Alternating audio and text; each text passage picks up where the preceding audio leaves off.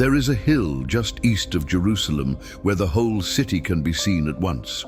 From its slope, in the final week of his earthly life, Jesus of Nazareth sat down and looked back across the valley at the temple, the most magnificent structure his people had ever built. Its stones were white as bone, some of them longer than a grown man is tall, fitted so perfectly that no mortar was needed between them. And his disciples, walking beside him, did what any of us would have done. They pointed, they marveled. They wanted him to see the beauty of it, the permanence of it, the sheer impossibility that anything so vast could ever fall. And Jesus said something that must have stopped their breath. "Do you see all these things? Truly I tell you, not one stone here will be left on another. Every one will be thrown down." Understand what those words did to the men who heard them. To them, the temple was not merely a building, it was the center of the world. It was where heaven touched earth, where sins were forgiven, where the presence of God was said to dwell. To hear that it would be reduced to rubble was to hear that the ground beneath everything they trusted was about to move.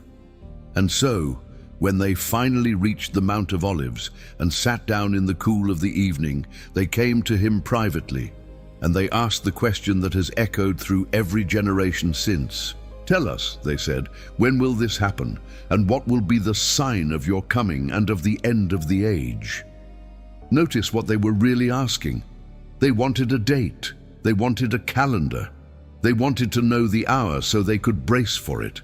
And this is where the whole of what we are about to explore begins, because Jesus did not give them a date. He never gave anyone a date. Instead, he gave them something far more useful and far more demanding. He gave them a pattern. He described a set of signs that would gather and intensify across the centuries. And he taught his followers how to read the times without ever pretending to master the clock. And this discourse, the words he spoke on that hillside as the sun sank behind Jerusalem, is the longest single teaching Jesus ever gave about the days to come. He spoke of many things in parables and in passing, but here, privately, with only his closest followers gathered around him in the gathering dark, he laid out the shape of the age between his departure and his return, more fully than anywhere else in all of Scripture. This was not a casual remark. This was the Master sitting his disciples down and preparing them, and through them preparing us for everything that stood between that evening and the end. Every word carries weight, and the weightiest words of all come first. Scripture reveals that the very first words out of his mouth in that discourse were not about war. They were not about famine or earthquake or collapse. Before he described a single catastrophe, he gave a command about the posture of the heart. And that command is where so many believers stumble in our own day. Because when we look at the world right now, a world where one war grinds into its third year while another erupts overnight, where nations rattle their arsenals across borders and oceans, where hunger stalks whole regions and the very crust of the earth seems restless beneath our feet, the temptation is not discernment. The temptation is dread. The temptation is to feel the ground moving and to be swallowed by fear. And that is precisely the reaction Jesus moved to prevent before he said anything else. Here is what makes this generation different, and it is worth sitting with honestly, without exaggeration and without hype.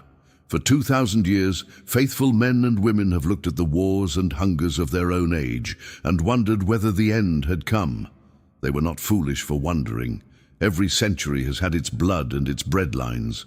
But no previous generation could watch all of the signs at once, in real time, on a single glowing screen carried in the pocket. No previous generation could see a war in Eastern Europe, a war in the Middle East, a threat in the Pacific, and a famine in Africa unfold on the same afternoon. Something has changed, not necessarily the presence of the signs, but the convergence of them, the simultaneity of them, the way they now press in from every direction at once.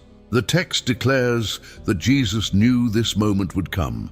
He knew there would be a generation that felt the walls closing in from all sides, and he knew that generation would face a peculiar danger, not the danger of ignoring the signs, but the danger of being crushed by them, of reading the headlines and concluding that God had lost control, of confusing the noise of a world in labor with the silence of a world abandoned. So the question this discourse forces upon us is not the question the disciples asked. They asked when. Jesus, in effect, answered a different and better question. He answered how to live, how to watch, how to hold steady when the very things he predicted begin to appear.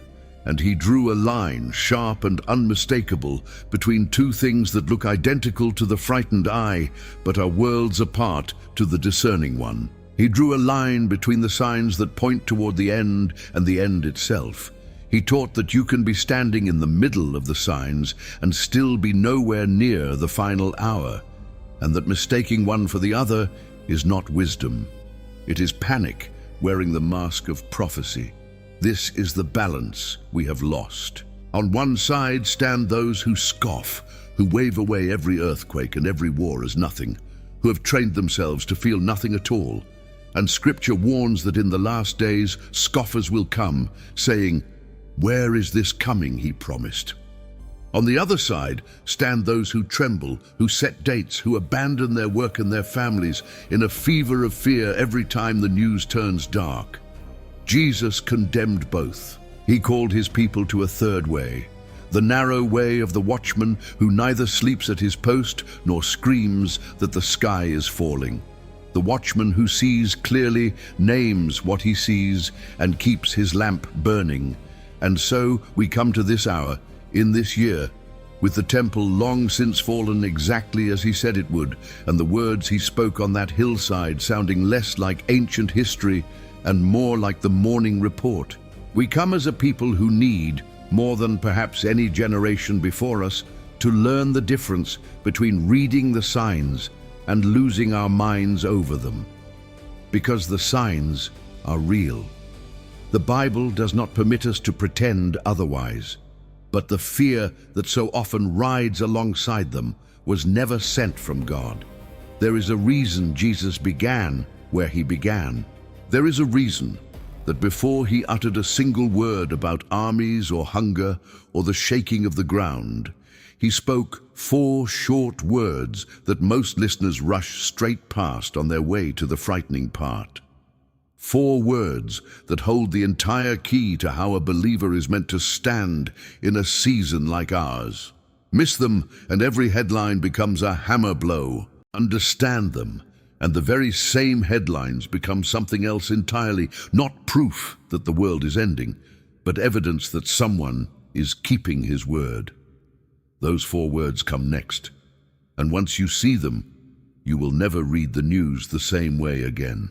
You will hear of wars and rumors of wars, but see to it that you are not alarmed. Such things must happen, but the end is still to come. There they are, the 4 words that most people rush past in their hurry to reach the terror. See that you are not alarmed. Before Jesus described a single battlefield, before he named a single famine, before the ground shook once in his prophecy, he looked his followers in the eye and told them how to feel. Not paralyzed, not frantic, not swept away by the tide of fear that every dark headline is designed to raise. See to it, make it your deliberate work, your act of will, that you are not alarmed. This is not the language of a man predicting doom. This is the language of a shepherd steadying his flock before the storm, and it tells us something the fearmongers will never tell you. The purpose of prophecy was never panic.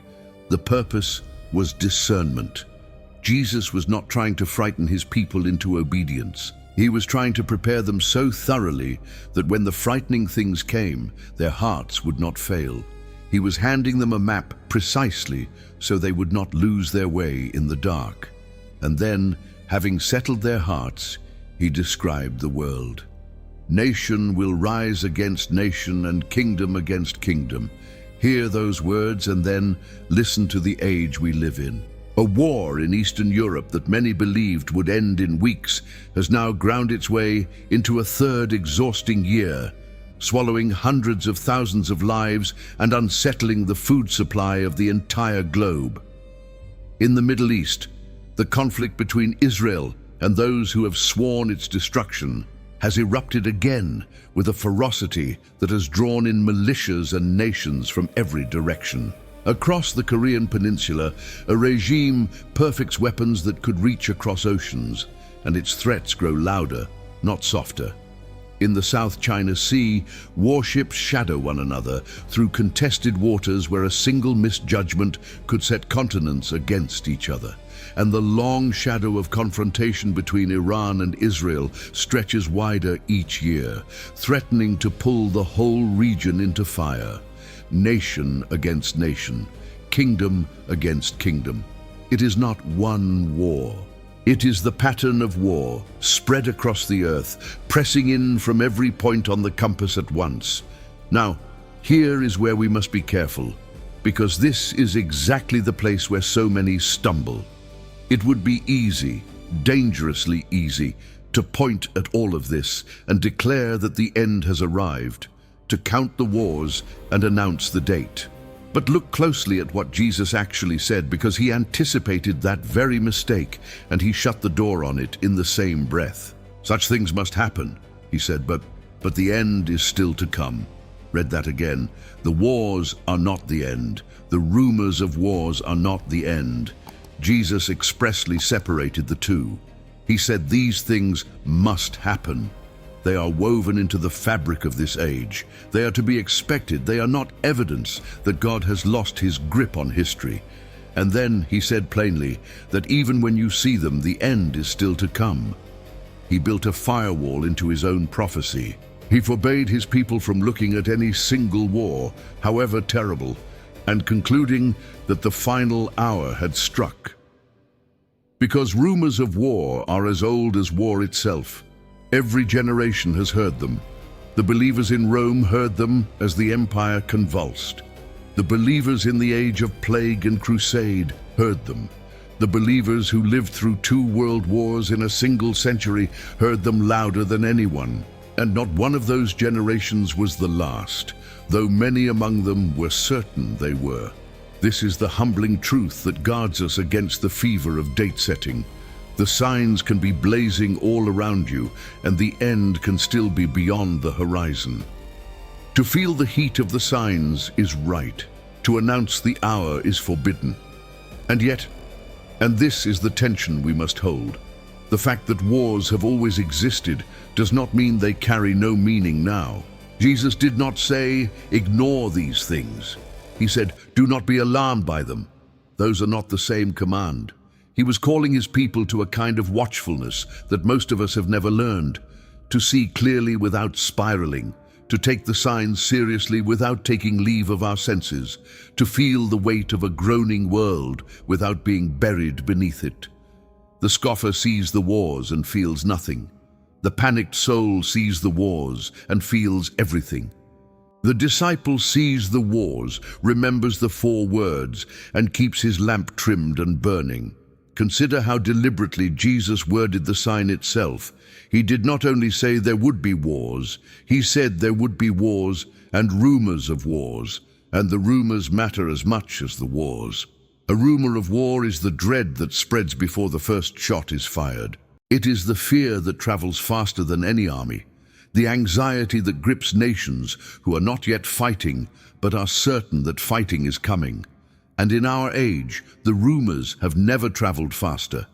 A threat spoken in one capital is heard in every household on earth within the hour. A single skirmish on a distant border floods 1 billion screens before nightfall. We do not merely live among wars.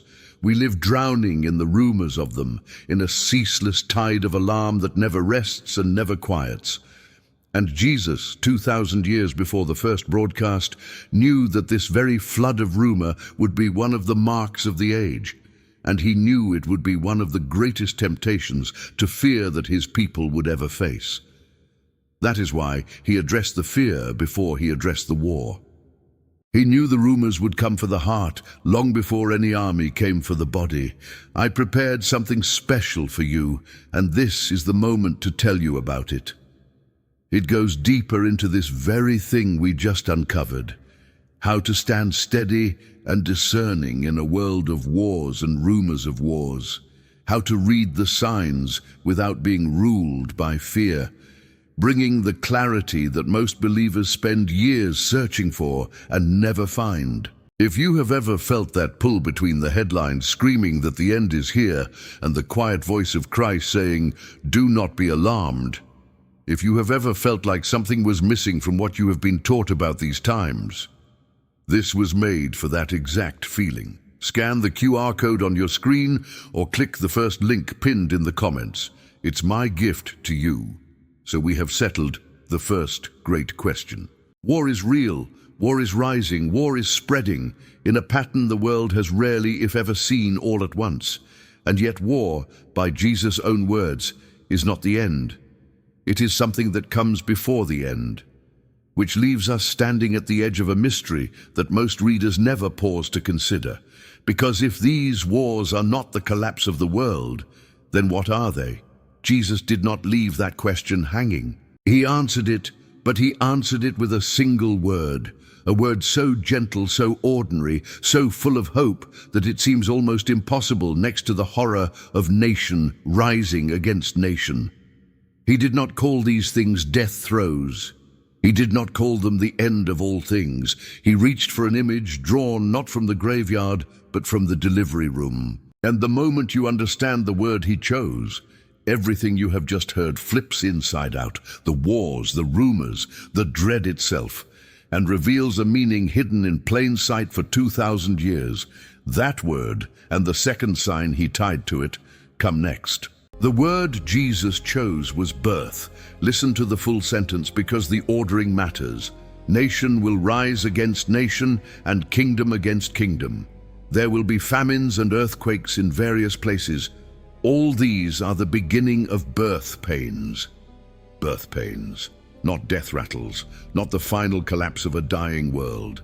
The pangs of a mother in labor.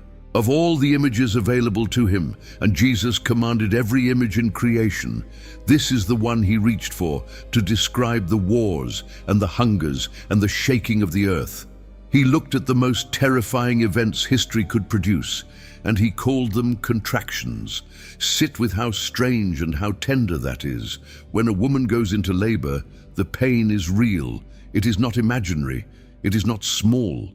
It can be the most intense suffering a human body knows. But no one at a birth mistakes the pain for the end. The pain means the opposite of ending. The pain means something is coming. The pain is the price of new life pressing its way into the world.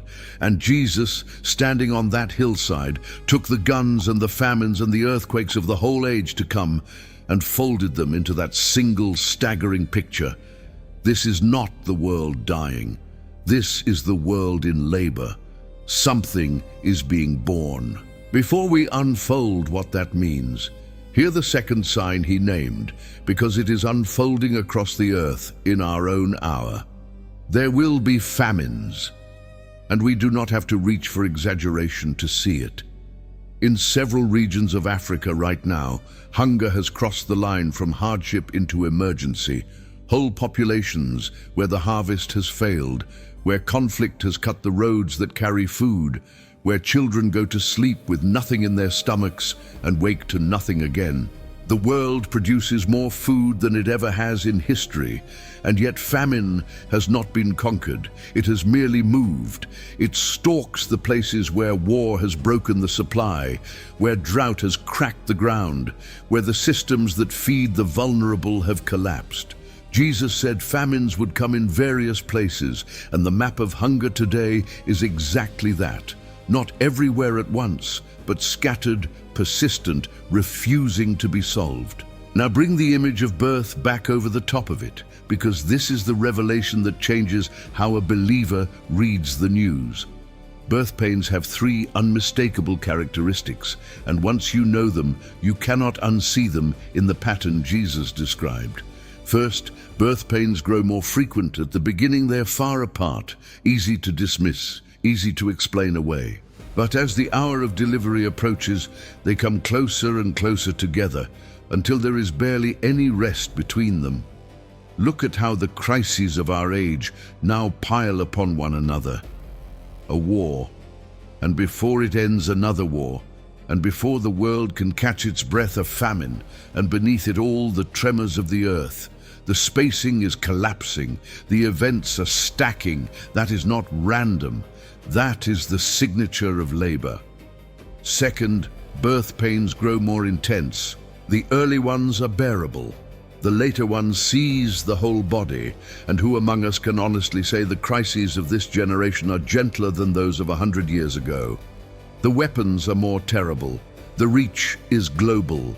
A famine in one region now shakes the food prices of the entire planet. An intensity is building, wave upon wave, exactly as a mother's labor builds toward its peak. And third, this is the part the frightened eye always misses. Birth pains point toward life. They are not the sound of something dying. They are the sound of something being born. The whole agony has a direction, a purpose, a destination that is not the grave, but the cradle. Scripture declares elsewhere that the whole creation has been groaning as in the pains of childbirth right up to the present time, waiting for its redemption. The groaning is not meaningless. The groaning is aimed. And that is why Jesus could name the most frightening events imaginable and still command his people not to be alarmed, because he knew where the pain was headed. And this is why the Apostle Paul, writing years later to the believers in Rome, reached for the very same image without hesitation. We know, he wrote, that the whole creation has been groaning as in the pains of childbirth right up to the present time. The whole creation, not merely the nations, not merely the fields where famine spreads, but the mountains and the seas and the soil itself. All of it groaning, all of it straining, all of it caught in a labor that began long before us and will not end until the promise is delivered. Paul did not see a universe winding down toward silence. He saw a universe in travail, heaving with the effort of bringing forth what God had promised from the beginning. The groaning was not despair. The groaning was expectation. And he said the children of God groan along with it, not the groan of the hopeless, but the groan of those who are waiting, straining, leaning forward toward a redemption they can feel, drawing closer even when they cannot yet see it. Hold that truth against the famines of our own hour, and something shifts in how we grieve them. We do not look at a hungry child and shrug as though suffering were meaningless. Compassion is commanded of us. The scriptures are relentless that we feed the hungry and shelter the poor. But neither do we look at the scattered famines of the earth and conclude that God has abandoned his creation to chaos. We grieve and we act and we lift our eyes because we have been told what the groaning means. It is the sound of a world in labor, and a world in labor is a world with a future. The pain is real. The pain is also aimed. And the one who named these pains, birth pains, did not do so to soften the horror, but to reveal the destination. I have a special gift waiting for you, and this is the right moment to place it in your hands. It is something I put together for people who hunger for truth beyond what Sunday morning offers, for those who refuse to read the signs of the times through the eyes of fear, and long instead to understand what God is actually bringing to birth through the groaning of this age. If that is you, and I believe it is, scan the QR code on your screen or click the first link pinned in the comments. It was prepared for this moment, for someone exactly like you. So we have gathered 2 of the 3 great signs, and we have found the key that unlocks all of them.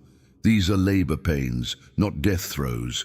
The wars and the famines are contractions, growing closer and growing stronger, aimed at a birth the world cannot yet see. And already the fear begins to loosen its grip, because a laboring world is not an abandoned world. A laboring world is a world with a future pressing to be born. But there is a third sign, and Jesus placed it last on purpose. He set it at the end of the list, as if to save the one thing that no human tongue can spin, the one thing that no propagandist can fake and no optimist can wave away. Because the first two signs, war and famine, can always be argued about. Someone can always say the wars are no worse than before, the hunger no deeper than in ages past.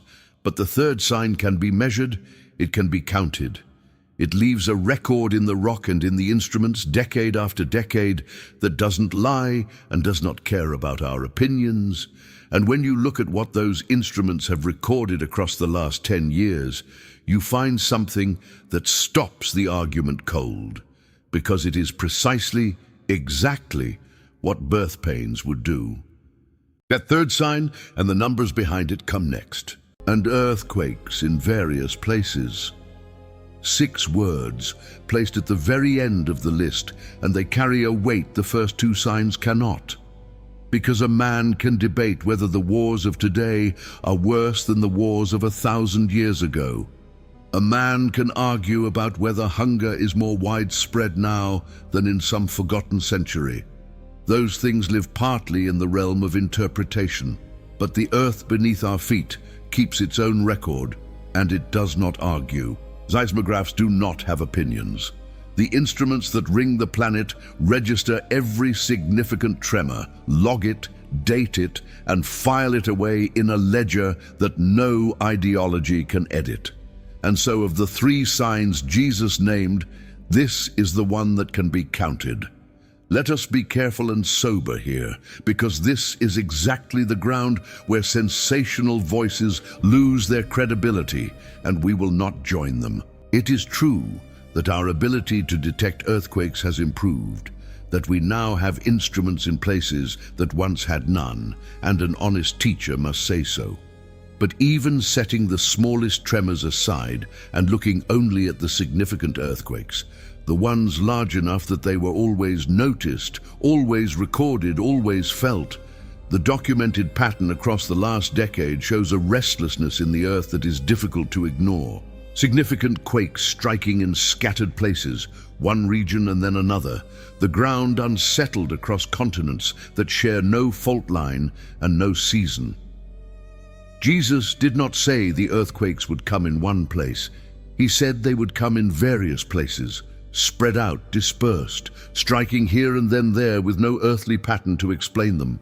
And that scattered restlessness is precisely what the record of these years has shown. Now hold all 3 signs together in a single frame, because only when they are seen together does the picture become unmistakable. War, rising and spreading across every point of the compass. Famine, scattered and persistent, refusing to be solved in an age of plenty. And the earth itself, trembling in various places, its tremors logged in cold numbers that climb rather than fall. Growing more frequent, growing more intense, scattered across the whole face of the earth. Frequency, intensity, and spread, the 3 fingerprints of labor, pressed now into the wars, the famines, and the very crust of the planet at the same time. This is the convergence. This is what no previous generation could watch all at once. And it is exactly the shape Jesus said the beginning of birth pains would take. But here we must stop and draw the line that this entire message has been building toward, the line that separates the faithful watchman from the frightened fanatic. Because it is at this precise moment, standing amid the convergence, that the human heart is most tempted to do the one thing Jesus expressly forbade. It wants to take the signs and calculate the date. It wants to move from "the signs are here" to "the end is now," as though the two were the same sentence. And they are not. They were never the same sentence. Jesus himself pried them apart and told us to keep them apart. Hear his own warning, spoken in the very same discourse. Watch out that no one deceives you, for many will come in my name, claiming, "I am the Messiah," and will deceive many. And later, plainer still, he said, "About that day or hour no one knows, not even the angels in heaven, nor the Son, but only the Father." Read those 2 warnings side by side. and you will see the razor's edge. Every believer is called to walk. On one side is the deceiver, who says the signs mean nothing, who lulls the church to sleep. On the other side is the deceiver who seizes the signs and shouts a date, who claims a knowledge that Jesus said belongs to the Father alone. And both of them, Scripture reveals, lead people astray. This is the difference between the signs of the end and the end itself, and it is the most important distinction in this entire message. The signs are given so that we will not be caught unaware, so that we will recognize the season, so that we will keep our lamps burning. But the signs were never given so that we could seize the calendar out of the Father's hands and announce the hour. To read the signs is obedience. To set the date is rebellion dressed up as faith. Jesus gave us enough to keep us awake, and he withheld enough to keep us humble. He told us to know the season, and he forbade us to name the day. The tragedy is that so many rush past the humility straight to the arrogance, and when their predicted date comes and goes, the watching world learns to scoff at the very signs that were true all along. Think of how many times across the centuries a confident voice has stood up, pointed at the wars and quakes of its own day, and named the very year of the end. And how many times that year has come and passed and left the world still turning. Each failed prediction did more than embarrass the one who made it. It handed ammunition to the scoffers. It taught a watching world to roll its eyes at prophecy itself, to lump the true signs together with the false alarms and dismiss them all. This is the bitter fruit of date setting. It does not merely disappoint the faithful, it inoculates the faithless. Every believer who seizes the calendar and announces the hour makes it a little harder for the next generation to be taken seriously when it points to signs that are genuinely there. Jesus knew this. That is part of why he drew the line so sharply. He was guarding not only against the panic that date setting produces, but against the mockery that its failure breeds. So the beginning of birth pains is not a countdown clock with numbers we can read. It is a season we are commanded to recognize, and an hour we are forbidden to calculate. It is the labor room, where everyone present knows that birth is coming, and no one present can name the minute it will arrive. That is the posture Jesus built for his people. Certainty about the season, surrender about the hour. Certainty enough to stay ready, surrender enough to stay humble. And the believer who holds both at once is the one who cannot be shaken, neither by the scoffer's mockery nor by the fanatic's fever. Which brings us to the question that this whole message has been circling from the very first word. If no one knows the day, if even the angels are kept in the dark, if the Son himself set the hour aside, then what on earth is this generation supposed to do with everything it is seeing? What good are signs we are forbidden to convert into a date? There must be a response that is neither denial nor panic, neither the scoffer's shrug nor the fanatic's frenzy. And there is. Jesus gave it. But it was not Matthew who preserved it in its clearest form. It was Luke who recorded a single sentence, one command, that tells the believer exactly what to do when the world begins to shake. And it is the exact opposite of fear. That command is where we go now.